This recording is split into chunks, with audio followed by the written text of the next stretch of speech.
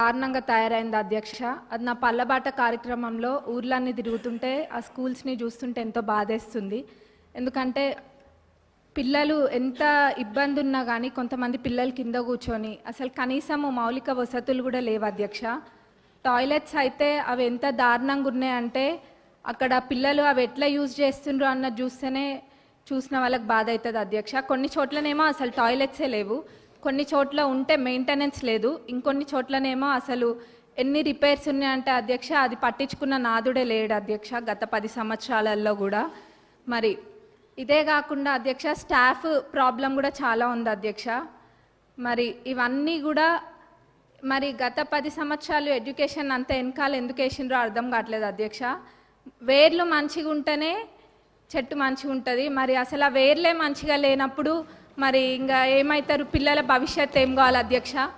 మరి government schools ఒకప్పుడు ఎంత మంచిగా ఉంటుండే అధ్యక్ష, ఇప్పుడు ఆ గవర్నమెంట్ స్కూల్స్కి పంపించాలంటే ఎంత లేనోళ్ళు కూడా ఆలోచిస్తుండ్రు అధ్యక్ష.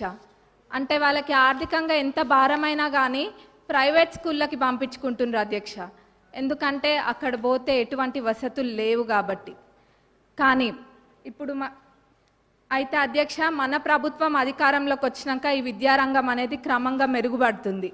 అట్లనే ఇంటిగ్రేటెడ్ స్కూల్స్ అనేది కూడా నియోజకవర్గానికి ఒక ఇంటిగ్రేటెడ్ స్కూల్ ఇస్తా అనడం కూడా ఎంతో సంతోషంగా ఉంది అధ్యక్ష. అది అందరు పిల్లలు కూడా సామాన్యులు కూడా అందరూ ఇంటర్నేషనల్ స్కూల్స్లలో చదువుకున్న విధంగా అక్కడ చదువుకుంటారు అధ్యక్ష.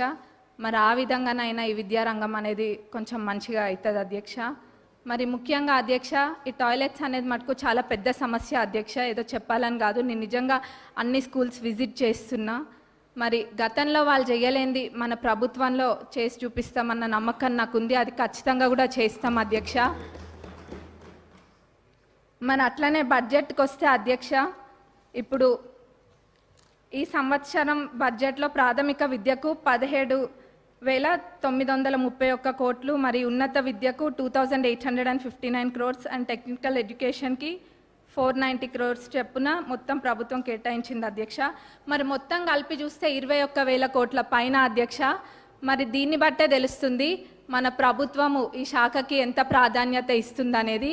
ఎందుకంటే ఎవరైనా చదువుకుంటే చాలు, మన దగ్గర ఆస్తి ఉన్నా లేకపోయినా ఆ విద్య మనకు ఆస్తి అన్నది మన ప్రభుత్వం నమ్ముతుంది కాబట్టి ఈ విధంగా బడ్జెట్ పెట్టడం జరిగింది అధ్యక్ష. మరి నేను ఇందాక అన్న విధంగా వాళ్ళు చేయండి తప్పకుండా మన ప్రభుత్వం చేసి చూపిస్తుంది. మరి మా పాలకుర్తి నియోజకవర్గానికి వస్తే అధ్యక్ష, దేవాదుల కింద మాకు ప్యాకేజ్ 6 అని ఉంటుంది అధ్యక్ష. మరి అన్నీ కంప్లీట్ అయినాయి కానీ అధ్యక్ష ఎందుకో మా ప్యాకేజ్ 6 మటుకు గత 10 సంవత్సరాలకు ఎంతో నిర్లక్ష్యానికి గురై ఉంది అధ్యక్ష. అది ఎంత పెద్ద ప్రాజెక్ట్ అంటే మొత్తము దానివల్ల 78,000 ఆయకట్టుకి నీరు వస్తాయి అధ్యక్ష. అయినా కానీ ఎంతో నిర్లక్ష్యం చేసిండ్రు అధ్యక్ష. మొత్తం కలిపి కూడా 30-35% పనులు కూడా పూర్తి కాలేదు అధ్యక్ష. రైతులు అంటే అంత చిన్న చూపా అధ్యక్ష. మనము ఇప్పుడు రైతుని రాజు చేసే ప్రభుత్వం మన ప్రభుత్వం అధ్యక్ష, కాబట్టి మన ప్రభుత్వంలో ఇది ఖచ్చితంగా చేయాలి అధ్యక్ష. మరి ఆ 30-35% కూడా కంప్లీట్ కాలేదు. ఏమైందంటే గత ప్రభుత్వంలో గత పాలకులు ఏదో ఎలక్షన్ల ముందు ఆదరాబాదరాగా జనాలకు చూపించుకోవడం కోసం అని చెప్పి పాత కాంట్రాక్టర్ యొక్క టెండర్ని రద్దు చేసి కొత్త కాంట్రాక్టర్లను పిలిపించి ఆ ఎస్టిమేట్లో ఎన్నో తప్పులతోటి అధ్యక్ష, ఎన్నో మిస్ చేసి ఎస్టిమేట్ వేసిండ్రు అధ్యక్ష. మరి అప్పుడుతో పోలిస్తే జిఎస్టీ కూడా మరి 12% నుంచి ఇప్పుడు 18%కి పెరిగింది అధ్యక్ష. ఇట్లా ఎన్నో ఇబ్బందులతోటి ఈ కాంట్రాక్టర్లు కూడా పనులు చేయలేకపోతుండ్రు అధ్యక్ష. కాబట్టి ఈ పాత ఎస్టిమేట్ని కొంచెం సవరించి కొత్త ఎస్టిమేట్ తయారు చేసి అట్లనే పనులని ప్రారంభించాలని చెప్పి మీ ద్వారా గౌరవ ఇరిగేషన్ మినిస్టర్ గారిని మరి గౌరవ సీఎం గారిని కోరుతున్నాం అధ్యక్ష. ఎందుకంటే చాలా పెద్ద ప్రాజెక్ట్ అధ్యక్ష, 78,000 ఎకరాలకి ఇది నీరు అందిస్తుంది కాబట్టి ఇది పెద్ద ప్రాజెక్ట్ అధ్యక్ష. దీన్ని మన ప్రభుత్వంలో పూర్తి చేసి చూపించాలి అధ్యక్ష మనము.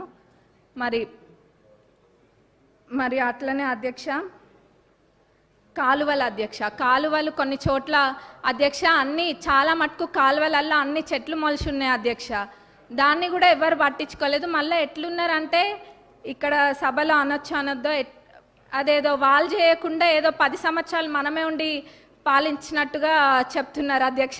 ఏమైంది, కాలువల్లో అవి ఉన్నాయి ఇవి ఉన్నాయి అని. మరి నవ్వాలో ఏడవాలో తెలియదు అధ్యక్ష.